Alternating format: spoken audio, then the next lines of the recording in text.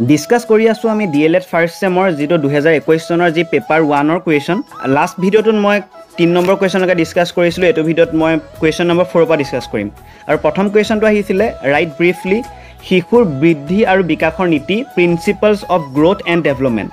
বিকাশ অবিৰত প্ৰক্ৰিয়া বিকাশ পৰিপক্কতা আৰু শিক্ষণৰ ওপৰত নিৰ্ভৰ কৰে বিকাশ সৰলৰ পৰা জটিললৈ আগবাঢ়ি যায় আৰু এটা ব্যক্তিগত প্ৰক্ৰিয়া বি নম্বৰ কুৱেশ্যনত আহিছিলে সামাজিক বিকাশত খেলৰ গুৰুত্ব importance of sports in social development শিশুৰ সামাজিক বিকাশত খেল ধেমালিয়ে অতি গুৰুত্বপূৰ্ণ ভূমিকা পালন কৰে যদি এজন শিশুৱে দলীয় ক্ৰীড়াত অংশগ্ৰহণ কৰে তেতিয়া শিশুজনে সহযোগিতা যোগাযোগ আৰু আন্তঃব্যক্তিগত দক্ষতা আদিৰ সৈতে চিনা পৰিচয় ঘটে তাৰ লগতে সতীৰ্থৰ সৈতে নিজৰ কাৰ্যকলাপৰ সমন্বয় স্থাপন কৰিবলৈ শিকে ইজনে সিজনৰ শক্তি আৰু দুৰ্বলতাক সন্মান কৰে আৰু সফলতাৰ বাবে ইজনে সিজনৰ ওপৰত নিৰ্ভৰ কৰে খেল ধেমালিয়ে সামাজিক যোগাযোগ আৰু বন্ধুত্বৰ বিকাশৰ সুযোগ প্ৰদান কৰে ফলত বিশ্বাস সতীৰ্থতা পাৰস্পৰিক সন্মান আদি সামাজিক গুণৰ বিকাশ হয় ক্ৰীড়াত ব্যক্তিয়ে নেতৃত্বৰ ভূমিকা গ্ৰহণ কৰাৰ সুযোগ পায় সেয়া দলৰ অধিনায়ক গুৰু বা আদৰ্শ হিচাপেই হওক আদৰ্শৰে নেতৃত্ব দিয়া হেঁচাত সিদ্ধান্ত লোৱা নিজৰ কামৰ দায়িত্ব লোৱা আদি মূল্যৱান দক্ষতা যিয়ে ব্যক্তিগত বৃদ্ধি আৰু সামাজিক বিকাশত অৰিহণা যোগায় প্ৰতিযোগিতামূলক খেলত সংঘাত আৰু মতানৈক্য অনিবাৰ্য সংঘাত গঠনমূলকভাৱে সমাধান কৰিবলৈ শিকা আবেগৰ পৰিচালনা কৰিবলৈ আৰু বিপৰ্যয়ৰ সৈতে মোকাবিলা কৰিবলৈ শিকাটো হৈছে ব্যক্তিয়ে খেলত অংশগ্ৰহণৰ জৰিয়তে গঢ়ি তোলা মূল্যৱান জীৱন দক্ষতা এই অভিজ্ঞতাসমূহে ব্যক্তিক স্থিতিস্থাপকতা অভিযোজন ক্ষমতা আৰু আৱেগিক বুদ্ধিমত্তা গঢ়ি তোলাত সহায় কৰে নিয়মীয়া শাৰীৰিক কাৰ্যকলাপৰ জৰিয়তে শিশুৱে সুস্থ অভ্যাস গঢ়ি তোলে শাৰীৰিক মানসিক সুস্থতাৰ প্ৰসাৰ ঘটে মানসিক চাপ আৰু উদ্বেগ হ্ৰাস পায় চি নম্বৰ কুৱেশ্যন আহিছিলে শিশু শ্ৰমিক আৰু সমাজত ইয়াৰ প্ৰভাৱ child labour and its impact on the society শিশুৱে কৰা সকলো কামকে শিশু শ্ৰম হিচাপে অন্তৰ্ভুক্ত কৰা নহয় শিশু শ্ৰম শব্দটোৱে এনে কিছুমান কাম সংজ্ঞায়িত কৰে যিয়ে শিশুৰ শৈশৱত প্ৰভাৱ পেলায় আৰু শাৰীৰিক আৰু মানসিক বিকাশৰ বাবেও ক্ষতিকাৰক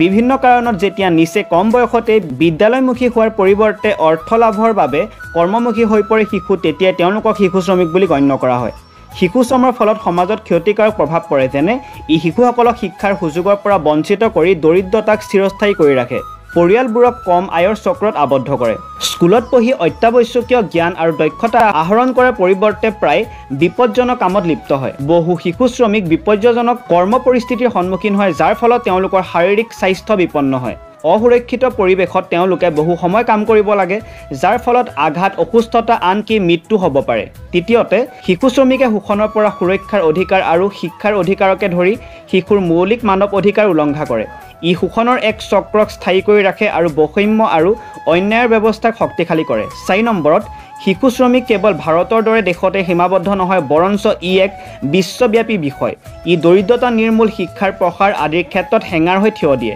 সামগ্ৰিকভাৱে শিশু শ্ৰমিক সমাজৰ বাবে সুদূৰ প্ৰসাৰী প্ৰভাৱ থকা এক জটিল আৰু বহুমুখী বিষয় 4 নম্বৰ কুৱেশ্যনত 3টা কুৱেশ্যন কৰিবলৈ আহে 3-3কে থাকে টোটেল 9 নম্বৰ থাকে তাৰপিছত আছে 5 নম্বৰ কুৱেশ্যন প্ৰথম শ্ৰেণীৰ শিকাৰুৰ সূক্ষ্মপেশীৰ বিকাশৰ বাবে এটা ক্ৰিয়াকলাপ প্ৰস্তুত কৰিবলৈ আহিছিলে য'ত 4 মাৰ্কছ আছিল design and activity on the fine motor development of learners in class 1 ক্ৰিয়াকলাপটো হৈছে সূতাত মণি ভৰাবলৈ দিয়া উদ্দেশ্য ইয়াৰ জৰিয়তে হাত চকুৰ সমন্বয় আৰু আঙুলিৰ নিপুণতা উন্নত কৰি সূক্ষ্মপেশীৰ বিকাশ সাধন কৰা প্ৰয়োজনীয় সামগ্ৰী হৈছে বিভিন্ন ধৰণৰ গুটি সৰু হাতেৰে চম্ভালিব পৰাকৈ ডাঙৰ হ'ব লাগিব সূতা আৰু গুটি ৰাখিবলৈ এটা প্লেট লাগিব নিৰ্দেশনাসমূহ প্ৰথমে গুটিসমূহ প্লেটত ৰাখিব লাগিব তাৰ পাছত ছাত্ৰ-ছাত্ৰীসকলক এহাতেৰে সূতা আৰু এহাতেৰে গুটি কেনেকৈ ধৰিব লাগে সেইটো দেখাই সূতাত গুটি ভৰাই দেখাব লাগিব তাৰ পাছতো তেওঁলোকক সূতাত গুটি ভৰাবলৈ দিব লাগিব এই ক্ৰিয়াকলাপৰ লাভসমূহ এই ক্ৰিয়াকলাপৰ জৰিয়তে একাগ্ৰতা বৃদ্ধি হাত চকুৰ সমন্বয় সৃষ্টিশীলতাৰ দৰে বিভিন্ন গুণৰ বিকাশ সাধন হয় এই কাৰ্যকলাপে প্ৰথম শ্ৰেণীৰ শিক্ষাৰ্থীসকলৰ বাবে তেওঁলোকৰ সূক্ষ্মপেশীৰ বিকাশ সাধন কৰাৰ লগতে সৃষ্টিশীলতা আৰু একাগ্ৰতাক লাভান্বিত কৰাৰ এক হাতে কামে আৰু আকৰ্ষণীয় উপায় প্ৰদান কৰে 6 নম্বৰ কুৱেশ্যন আহিছিলে প্ৰকৃতি আৰু প্ৰতিপালনে শিশুৰ বিকাশত প্ৰভাৱ পেলাই বহলাই লিখা এইটো 4 মাৰ্কছ আহিছিলে nature and nurture have influence in child development explain এজন শিশুৰ বিকাশ ঠিকমতে হৈছেনে নাই তাক প্ৰকৃতি আৰু প্ৰতিপালনে বাৰুকৈ প্ৰভাৱ পেলায় যিহেতু এজন শিশুৰ প্ৰকৃতি কেনেকুৱা সেইটো নিৰ্ভৰ কৰে শিশুটোৰ বংশগতিৰ ওপৰত এজন শিশুৰ বিকাশৰ প্ৰকৃতি পৰিয়ালৰ দ্বাৰা বাৰুকৈ প্ৰভাৱিত হয় যিহেতু বংশগতিৰ বাহক জিনে এজন শিশুৰ পৰিয়ালৰ বিভিন্ন ধৰণৰ চাৰিত্ৰিক বৈশিষ্ট্য কঢ়িয়াই আনে সেইবোৰ সকলো শিশুৰে বিকাশৰ প্ৰকৃতি বেলেগ বেলেগ হয় কিছুমান শিশুৰ বিকাশ সোনকালে হয় কিছুমানৰ অলপ লেহেমীয়া হয় এই সকলোখিনি শিশুৰ বংশগতিৰ ওপৰত নিৰ্ভৰ কৰে আনহাতে শিশুৰ বিকাশত প্ৰতিপালনেও নানান ধৰণে প্ৰভাৱ বিস্তাৰ কৰে এজন শিশুৰ প্ৰতিপালন সঠিক ধৰণে হৈছে নে নাই সেইটো নিৰ্ভৰ কৰে শিশুজনে ঠিকমতে পুষ্টিকৰ খাদ্য লাভ কৰিছে নে নাই এজন মাতৃয়ে গৰ্ভৱতী অৱস্থাৰ পৰা সঠিক সময়ত সঠিক ধৰণৰ খাদ্য আৰু চিকিৎসাৰ যোগান ধৰাটো অত্যন্ত প্ৰয়োজনীয় যদি তেওঁ তেতিয়াই সঠিক পুষ্টি নাপায় তেতিয়া শিশুজনো পুষ্টিৰ পৰা বঞ্চিত হ'ব লাগে লগতে প্ৰতিপালন পৰিৱেশৰ ওপৰত নিৰ্ভৰশীল সঠিক পৰিৱেশত বাস কৰা এজন শিশুৰ বিকাশ আৰু অন্য শিশুৰ তুলনাত খৰতকীয়া হয় লগতে পৰিয়ালৰ মানুহৰ আচাৰ ব্যৱহাৰৰ ওপৰতো শিশুৰ বিকাশ নিৰ্ভৰশীল 7 নম্বৰ কুৱেশ্যনত আহিছিলে তথ্য সংগ্ৰহ কৰা দুটা সঁজুলিৰ নাম উল্লেখ কৰা শিশুৰ তথ্যই শিক্ষকক কেনেদৰে সহায় কৰে উদাহৰণসহ বুজাই লিখা টোটেল 4 মাৰ্কছ আছে mention 2 tools of data collection describe with examples how children's data helps the teacher তথ্য সংগ্ৰহ দুটা সঁজুলি মই উল্লেখ কৰিছোঁ এটা হৈছে প্ৰাকৃতিক নিৰীক্ষণ আৰু এটা হৈছে সাক্ষাৎকাৰ